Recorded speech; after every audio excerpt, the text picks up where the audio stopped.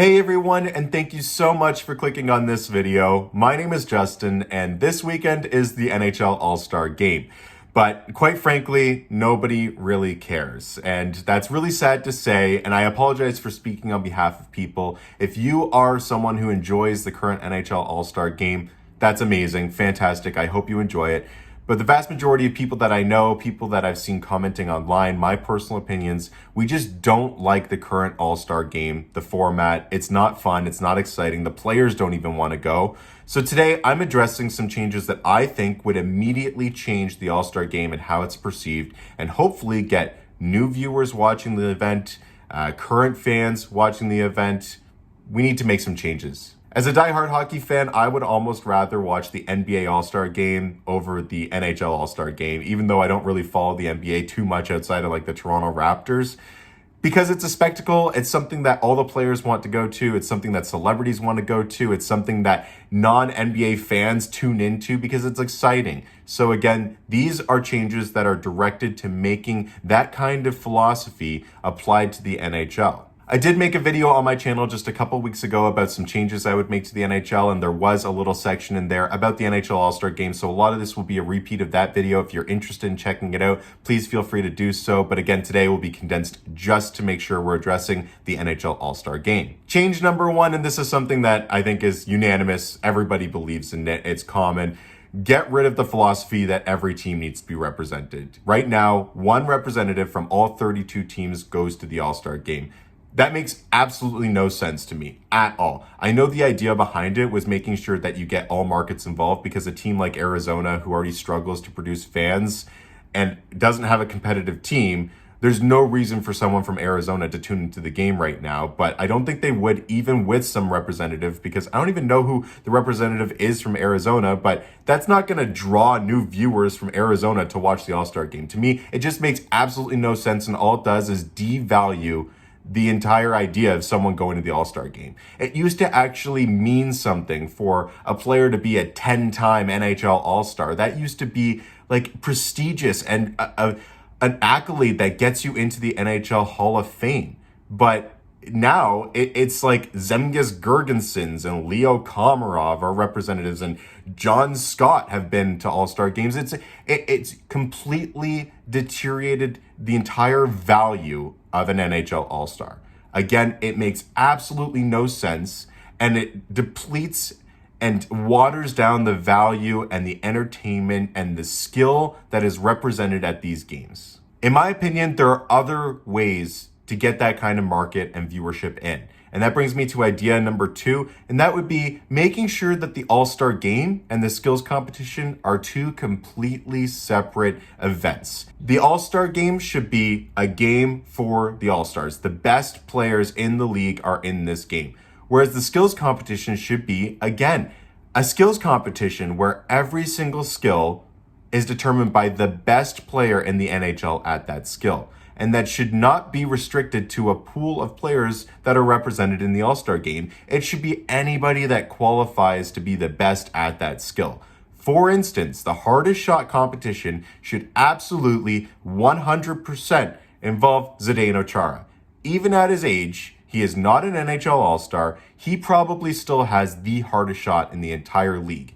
So for a competition that is going to name who has the hardest shot in the entire NHL, to not include Zdeno Chara, who probably has the hardest shot in the NHL, it makes no sense. If you qualify for a skill, if you could be the best in the world at this skill, you should be highlighted in a competition to figure out who's the best at that skill. As of right now, I think someone like Austin Matthews is probably going to be in the hardest shot competition, even though he barely takes slap shots in his, in his career. But he's probably going to be in the hardest shot because, yeah, he has a hard shot, but there's no way his shot competes to the likes of a Zdeno Chara. So the entire mantra of having only players in the All-Star Game compete in the skills competition, again, to me, it doesn't make any sense. And the more events that you have that don't involve players from the actual All-Star Game, but instead have separate events, it means more fans' favorite players get to go. It means more players get to go to the event, makes it a bigger ordeal.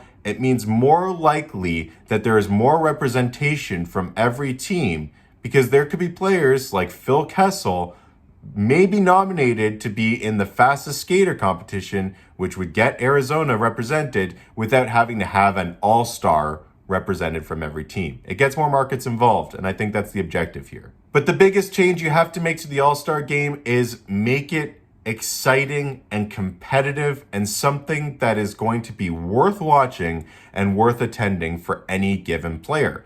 It's widely documented that a lot of players hate going to the NHL All-Star Game. They would rather have a break, go on vacation, go with their families, and rightfully so. They deserve it. And so do the players that aren't All-Stars. They deserve to have some time off. But if you are the NHL and the All-Star Game is an event that you're going to try to bring in new viewers, you need to make it something that the players are competing, and it's going to be a must-watch, can't-miss event. And to me, that means making it a competitive event. And that, to me, you get rid of the 3-on-3 tournament. No more of that. It's 5-on-5, one game, East versus West, with something on the line. Now more than ever, there is a conversation about having a best-on-best tournament, and that is because the Olympic talk. We were supposed to have NHL players going to the Olympics. That got waived because of COVID restrictions and everything that went behind that. So players aren't competing in that anymore. Then fans, go to, well, why can't we have the World Cup of Hockey again? We did it in 2016. It was actually fun, actually exciting. Hasn't happened since. Where is it? Well, there is an opportunity for a best-on-best event every single year, and that is the NHL All-Star Game. Imagine having the lines of Crosby, Ovechkin, and Matthews going up against McKinnon, McDavid, and Draisaitl. Those are line combinations that aren't possible in any event other than the NHL All-Star Game. And imagine a competitive event where you have those two lines going against each other. Heck, every hockey fan would tune into that to see what happens. Who's the better team? The NHL All-Star Game should be a GM and a coaching staff gets nominated for each team. They, throughout the regular season, the first half of the season, construct the best team they can out of the Eastern Conference and the Western Conference to go head-to-head.